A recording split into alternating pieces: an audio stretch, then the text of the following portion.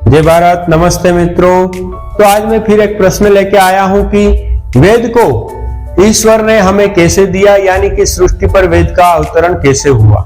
ये एक कहानी के द्वारा आपको बताने का प्रयास करूंगा।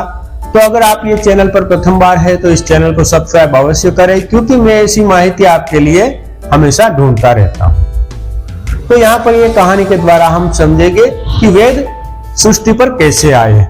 एक बार एक मेले में हिंदू समूह के सामने एक मौलाना इस्लामिक प्रचारक करते हुए जोर जोर से चिल्ला रहा था और कह रहा था कि क्या कोई हिंदू है जो मुझे यह बता सके कि वेदों का ज्ञान ऊपर वाले ने आदम जात को कैसे दिया।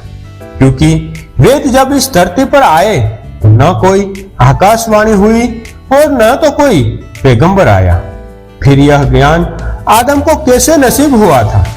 इससे तो यही मालूम चलता है कि वेद भगवान का दिया ज्ञान नहीं है, अपितु मानव की स्वयं की कल्पना है। इससे तो पाक अल्लाह का दिया कुरान है, जिसे स्वयं अल्लाह ने मोहम्मद साहिब के माध्यम से दिया था। यहाँ पर ये जो मुस्लिम विद्वान है वो कुरान को उत्कृष्ट साबित करना चाहते हैं और वेद को गिराना चाहते हैं। गुरुकुल कांगड़ी के एक स्नातक भी खड़े थे, कुछ दूरी पर खड़े थे। उन्होंने मौलाना से जोर से पूछा कि मौलाना की क्या शंका है। मौलाना ने दोबारा अपनी शंका ऊंची आवाज में दोहराई। वह स्नातक अब मंच के कुछ समीप आ गया और उससे पहले से धीमी आवाज में दोबारा मौलाना से उसी शंका पूछी। मौलाना ने वही शंका दोबारा, मगर पहले से थोड़ी धीमी आवाज में की। स्नातक अब मंच के और समीप गया और उसने पहले से धीमी आवाज में दोबारा मौलाना से उसी शंका पूछी।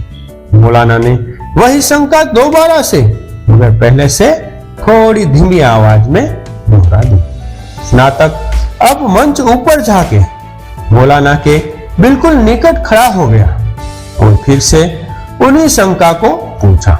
इस बार मौलाना ने सामान्य आवाज में अपनी शंका प्रस्तुत की, यानी किसी भी ऊंचे आवाज में न की।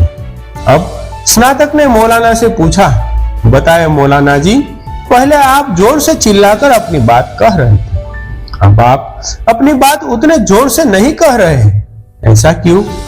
मौलाना ने कहा कि पहले आप दूर थे, इसलिए ज्यादा से ज्यादा आवाज लगानी पड़ती थी। अब आप पास आ गए, इसलिए आप सामान्य आवाज से सुन सकते हैं, इसलिए कार्य संपन्न हो गया।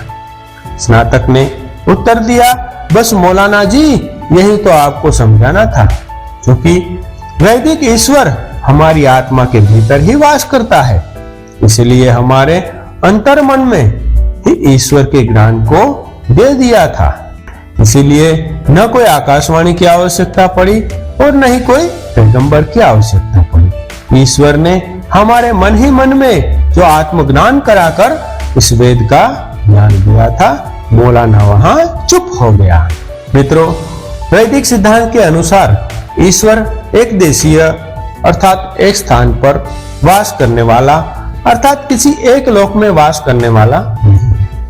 जैसे कि पौराणिक समाज गोलोक, क्षीरसागर, कैलाश मानता है, अथवा अन्य लोग सातवें आसमान, चौथे आसमान पे मानते हैं। तो वेदों के अनुसार ईश्वर सर्वव्यापक अर्थात सभी स्थानों पर है। ईश्वर अपनी बनाई सृष्टि में सभी स्थानों पर तभी हो सकता है जब वह निराकार है, अर्थात जिसका कोई आकार नहीं है। मनुष्य के भीतर आत्मा, रूह अथवा सोल भी कुछ लोग कहते हैं। सभी मानते हैं कि ईश्वर का वास सभी प्राणियों में उनके भीतर अर्थात उनकी आत्मा में होता है। जब ईश्वर हमारे भीतर ही है, तब तो ईश्वर हमें अपना ज्ञान अर्थात वेद भीतर से ही दे सकता है। सृष्टि के आरंभ में ईश्वर द्वारा वेदों का ज्ञान 4 ऋषियों को, अग्नि, वायु, आदित्य एवं अंगिरा को इसी प्रकार से उनकी आत्मा में विराजमान ईश्वर द्वारा भीतर ही दिया गया था। इसीलिए न किसी प्रकार की आकाशवाणी की, किसी पैगंबर की ईश्वर को सहायता की आवश्यकता हुई। ईश्वर का एक गुण सर्वशक्तिमान है, अर्थात जो जो कर्म ईश्वर के हैं वो कर्म करने के लिए ईश्वर किसी अन्य के आश्रित नहीं है। वह स्वयं में सक्षम है एवं समर्थ है, इसीलिए किसी पैगंबर या तो आकाशवाणी की उसको जरूरत नहीं।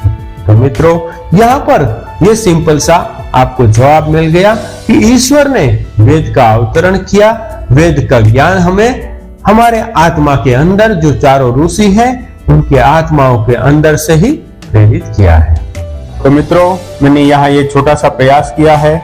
अगर आपको ये वीडियो अच्छा लगे तो लाइक, शेयर और सब्सक्राइब कीजिए, क्योंकि ज्ञान हमेशा बांटने से बढ़ता है। अस्तु।